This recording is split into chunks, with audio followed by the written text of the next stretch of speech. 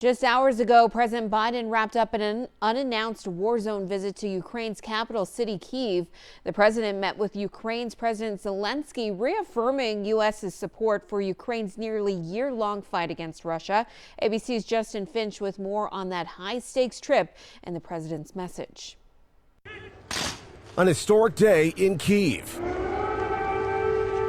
President Biden making a previously unannounced stop in Ukraine's capital city with heavily armed police and army officers standing guard. You see Joe Biden. Ukraine's President Zelenskyy showing Biden his plaque, among others, honoring world leaders who stood with Ukraine in dark times. The two presidents also discussing that nation's path forward in its nearly year-old war with Russia. Freedom is priceless.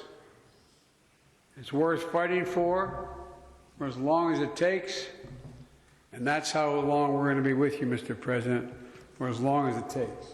The White House says the U.S. alerted Russian officials about Biden's travel to prevent potential conflicts. The surprise stop coming one day before Biden's Poland visit, where he's expected to give a speech to rally worldwide support for Ukraine. The Ukrainians are now pushing back and taking back up to 50% of what the Russians took in the initial push.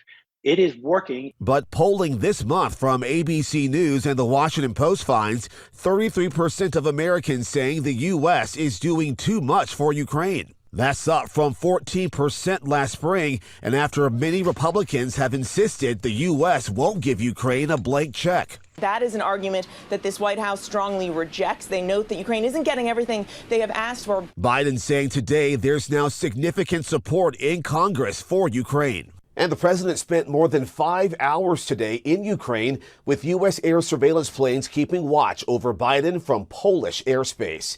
Justin Finch, ABC News, Washington.